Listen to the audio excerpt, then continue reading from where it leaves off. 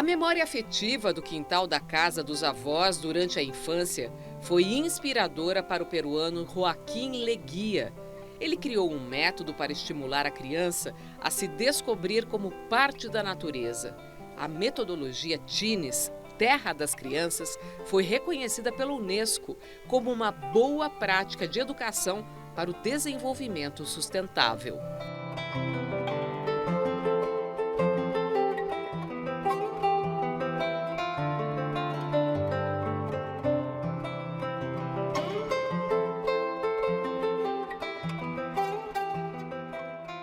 As crianças precisam de um parceiro adulto. Uma parceria, é preciso um espaço, deve ser num lugar seguro e próximo. Algumas casas não têm jardim, são casas pequenas, mas tem uma janela que dá para colocar 3 vasos. E para tudo isso, eles também têm um caderno, em que registram como estão melhorando o mundo. Por fim, eles têm esse lugar que podem frequentar, agradecer por ele e aproveitar.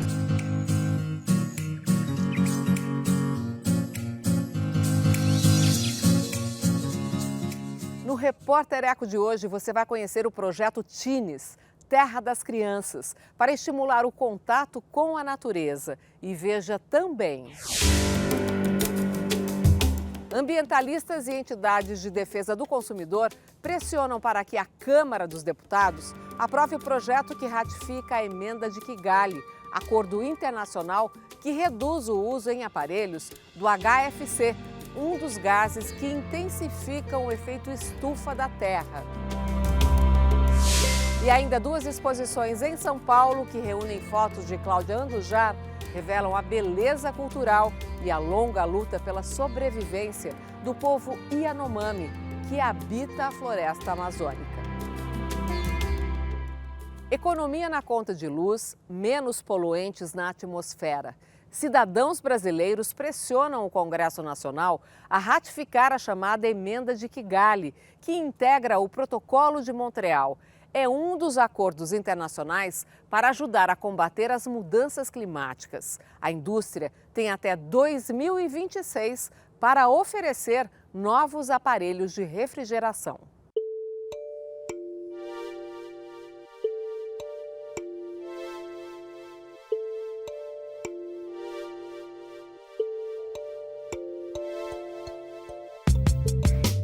Geladeira e ar-condicionado, de uso doméstico, comercial ou industrial, são fabricados no Brasil utilizando fluidos de refrigeração que poluem a atmosfera e geram alto consumo de energia elétrica. Os HFCs ou hidrofluorcarbonetos, segundo cientistas, poluem 4.000 vezes mais do que o gás carbônico.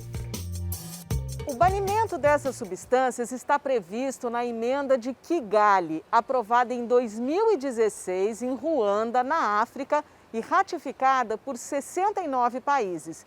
Ela é um adendo ao Protocolo de Montreal, firmado nos anos 80, para evitar a destruição da camada de ozônio na atmosfera, aquela que protege todos os seres vivos em relação aos raios ultravioleta. No Brasil, a pressão pela aprovação da Emenda de Kigali cresce. Este manifesto, assinado por ambientalistas, entidades de defesa do consumidor e representantes do setor de refrigeração, pedindo a ratificação, foi entregue na Câmara dos Deputados. O consumidor brasileiro será beneficiado com produtos mais modernos, que consomem menos energia, e o meio ambiente também agradece, porque gases de efeito estufa e gases que causam a destruição da camada de ozônio serão substituídos. Você vai postergar novos investimentos em novas usinas. Então, isso também traz um efeito indireto de redução também de tarifa e menor impacto ambiental. Está faltando um pouco mesmo de vontade política de colocar essa emenda para apreciação do plenário. Estudo do Instituto Escolhas indica que com a modernização das geladeiras, o país economizaria 100 bilhões de reais até 2030, por conta da economia de energia, e deve beneficiar 78 milhões de domicílios. Não existe mais justificativa para uma empresa multinacional oferecer para o seu consumidor na Europa, oferecer para o seu consumidor nos Estados Unidos um produto que ela não consegue oferecer aqui. Portanto, ao ratificar essa emenda Kigali, o que nós vamos ter é a oportunidade de cobrar efetivamente das indústrias: por favor, não nos tratem como um consumidor de segunda categoria. Com a ratificação, o setor de refrigeração terá acesso a recursos do Fundo Multilateral ligado à ONU e ao Banco Mundial para modernizar a produção.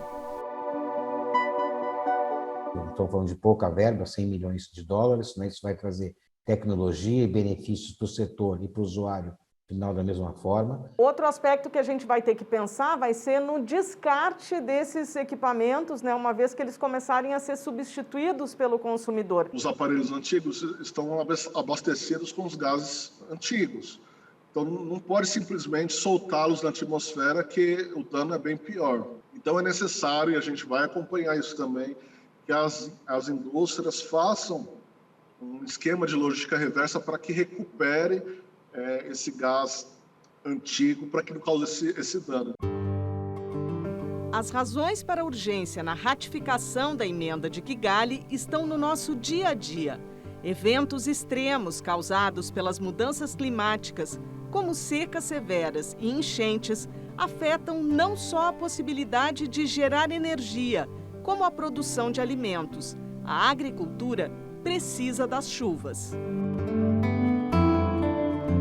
Ao mesmo tempo que a gente ajuda a limpar o planeta, a resolver o problema da mudança climática, isso significa economia na conta de luz. A redução, né, deste fluido é vital para que a gente possa combater este problema, que significa ou muita chuva destruindo a vida das pessoas, ou agora, como a gente está vendo no Brasil, a pouca chuva que começa a afetar dramaticamente o abastecimento dos nossos reservatórios, prejudicando o fornecimento de energia. Portanto, isto é uma questão ligada diretamente à vida das pessoas.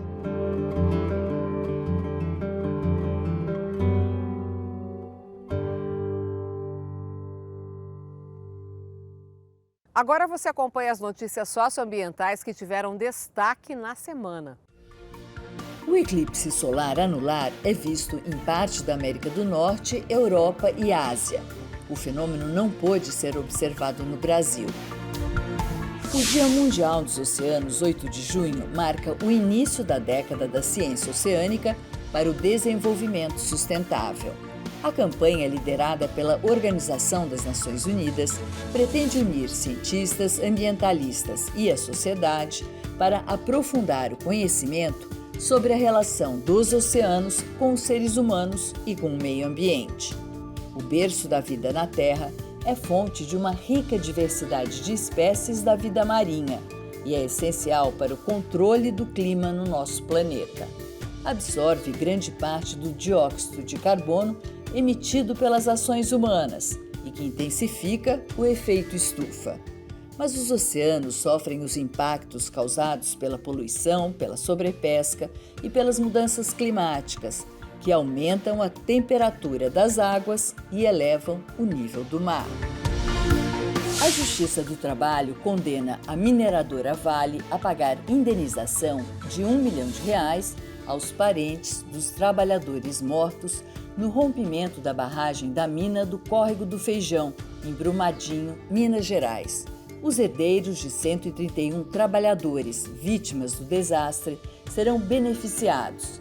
A tragédia da Vale, em 25 de janeiro de 2019, matou 270 pessoas, desabrigou famílias, contaminou o rio Paraopeba e destruiu a região.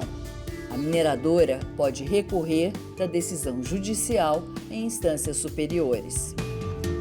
O Tribunal de Justiça de Rondônia declara inconstitucionais os decretos legislativos que extinguiram 11 unidades de conservação do Estado. Mas ainda há um julgamento sem data marcada de uma outra lei promulgada pelos deputados estaduais que mantém a extinção dessas unidades, consideradas importantes áreas florestais. 19 dias após a operação que apura a exportação ilegal de madeira, o ministro do Meio Ambiente, Ricardo Salles, entrega seu celular à Polícia Federal. Advogados do ministro alegaram que o envio do aparelho não foi pedido no dia da operação, mas policiais afirmam que tinham mandado de busca e apreensão e que Salles alegou que estava sem o celular naquele momento. A defesa do ministro disse que entregou o celular dele para análise a fim de colaborar com as investigações. Ricardo Salles, o presidente afastado do IBAMA, Eduardo Bin, e assessores da pasta são investigados na Operação Aquanduba, que apura suspeita de facilitação à exportação ilegal de madeira do Brasil para Estados Unidos e Europa. Depois do aumento das queimadas na floresta amazônica, o vice-presidente Hamilton Mourão avalia a volta dos militares à região. Mourão, que chefia o Conselho Nacional da Amazônia, disse que desta vez a operação militar seria mais enxuta. De acordo com o Instituto Nacional de Pesquisas Espaciais, a Amazônia teve 1.166 focos de queimadas somente em maio passado, recorde para o mês desde 2008. Por falta de verba, o INPE poderá ter que desligar, pela primeira vez até agora, o Tupã, supercomputador do Instituto. O equipamento é responsável pela previsão do tempo e clima, enviando dados ao governo sobre a estiagem que atualmente afeta São Paulo, Minas Gerais, Goiás, Mato Grosso do Sul e Paraná. Para 2021, o INPE recebeu o menor orçamento da história. O governo federal previu 76 milhões para o Instituto, mas liberou apenas 44,7 milhões até agora. O valor é 18% menor que o de 2020. O restante continua contingenciado, sem previsão de quando será incluído nas contas do INPE. O biólogo brasileiro Pedro Fruet venceu um dos prêmios internacionais mais importantes de preservação do meio ambiente. Ele fundou em 2007, no Rio Grande do Sul, a ONG Causa pela conservação do boto de larrilho, espécie muito ameaçada. Estima-se que a população do animal seja de apenas 600 indivíduos, entre o Brasil, Uruguai e Argentina. Fruet ganhou o Whitley Award 2021, considerado o Oscar Verde. Ele vai receber o prêmio no valor de 40 mil libras, o equivalente a 300 mil reais. E você acompanha logo mais aqui no Repórter Eco.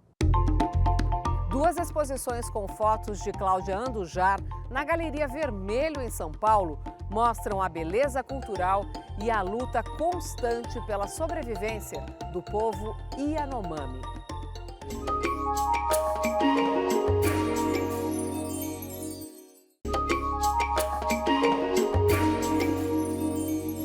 Cláudia Andujar registrou ao longo de mais de 4 décadas a riqueza cultural dos índios da etnia Yanomami. 2 exposições do acervo da fotógrafa na Galeria Vermelho, em São Paulo, mostram as ameaças, a resistência e a luta constante pela sobrevivência do povo que vive na floresta amazônica.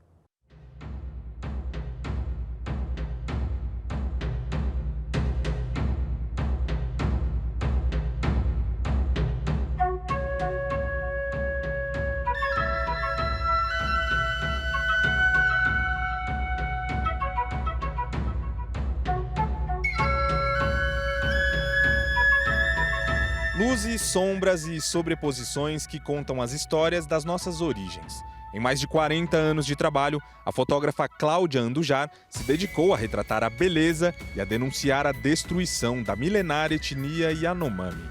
Eu acho que qualquer povo no mundo, se não consegue se defender, vai desaparecer. É a mesma coisa com os Yanomami. Parte desta obra agora volta a ser exposta ao público em 2 séries de fotos na capital paulista.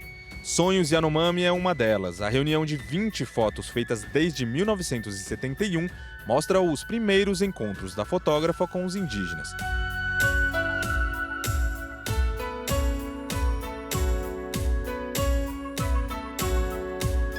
Já a segunda mostra, Genocídio do Yanomami, Morte do Brasil, é um lamento e, ao mesmo tempo, um grito. Em quase 230 imagens, Andujar denuncia o padecimento dos Yanomami por doenças levadas pelos garimpeiros ilegais ao território da etnia. Hoje, com 89 anos, Cláudia Andujar já não fotografa mais. Mas as histórias deixadas por estas fotos mantêm viva a pergunta: estamos fazendo o suficiente para manter a memória dos nossos povos indígenas?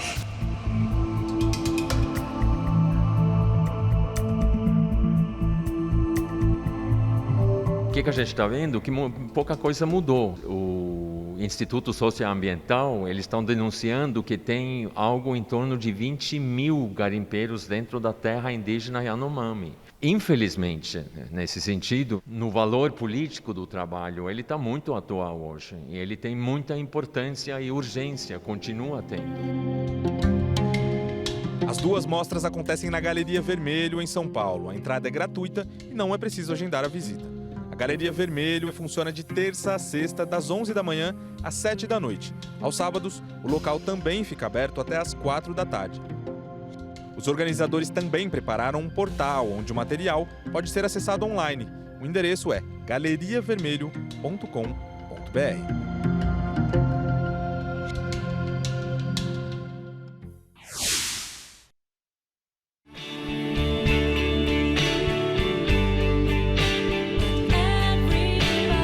A Organização Humanitária Internacional Médicos Sem Fronteiras pede apoio para várias campanhas de assistência e cuidados de saúde para pessoas e comunidades do Brasil atingidas pela pandemia da Covid-19 e de países como a Síria, vítimas da guerra. A MSF conta com mais de 45 mil profissionais de diversas áreas e nacionalidades. 96% do seu financiamento vem de doações individuais e da iniciativa privada. Quem puder e quiser contribuir com Médicos Sem Fronteiras, é só entrar no site msf.org.br. Eu vou repetir, msf.org.br.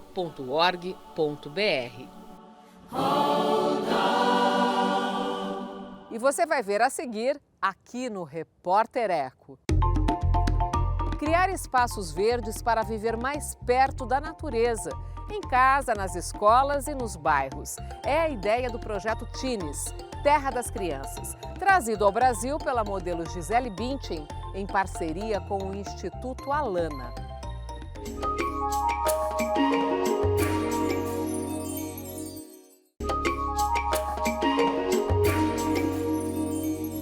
Cultivar espaços verdes em casa, nas escolas e nos bairros.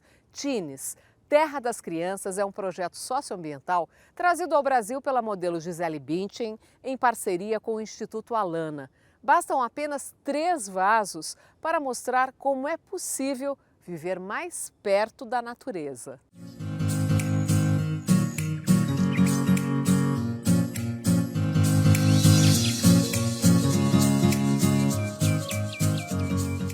A memória afetiva do quintal da casa dos avós durante a infância foi inspiradora para o peruano Joaquim Leguia. Ele criou um método para estimular a criança a se descobrir como parte da natureza. A metodologia Teens, Terra das Crianças, foi reconhecida pela Unesco como uma boa prática de educação para o desenvolvimento sustentável.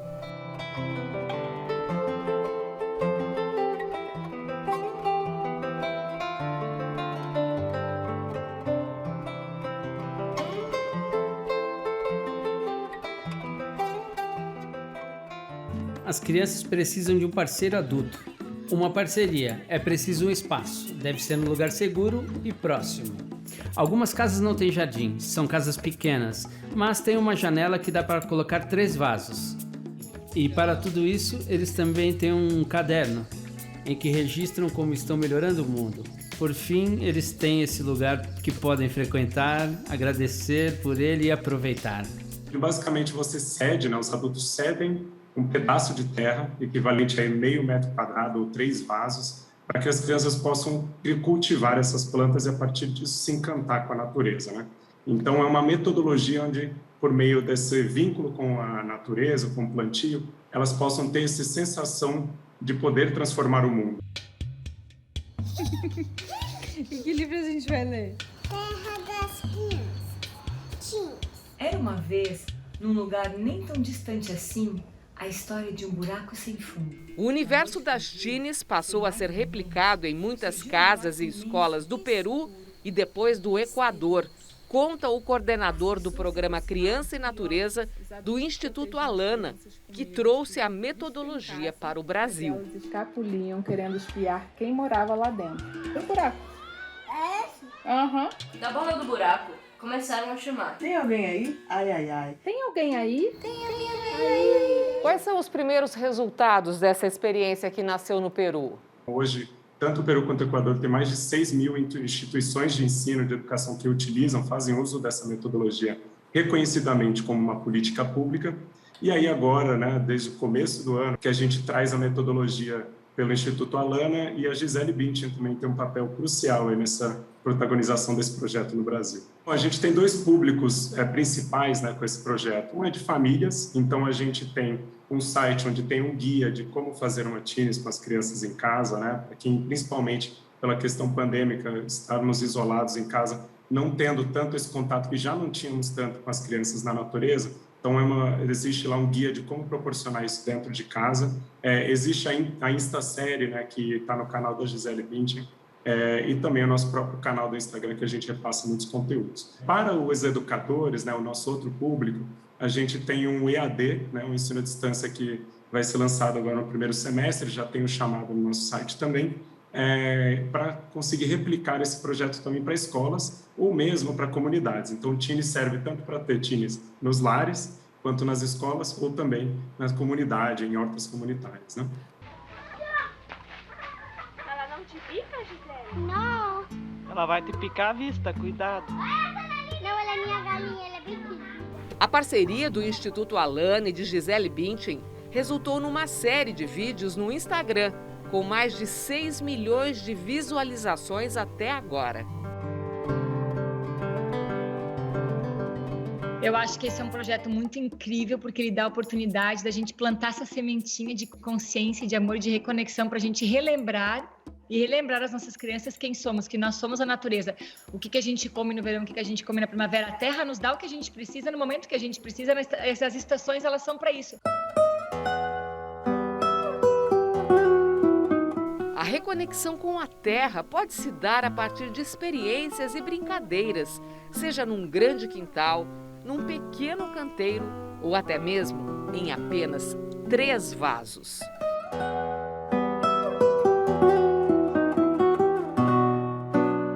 Então a gente fala que um vaso, né, ela vai plantar o que ela acredita ser bom para ela, então algo que ela se identifique, que ela queira. Ela quer um tomate porque ela adora um tomate, ela quer um rabanete que ela adora um rabanete.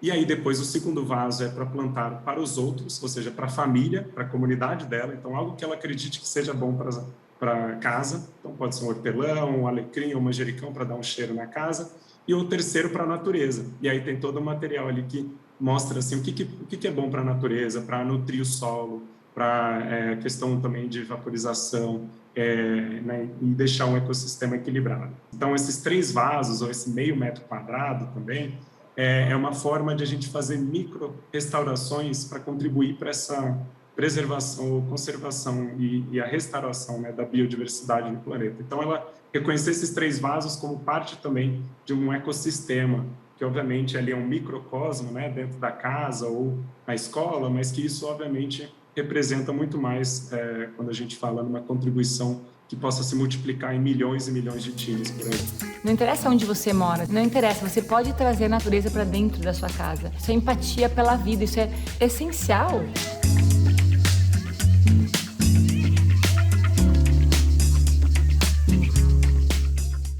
E o Repórter Eco fica hoje por aqui. A gente se encontra no próximo programa, com mais projetos, ações e pesquisas por um mundo melhor e mais digno para todas as formas de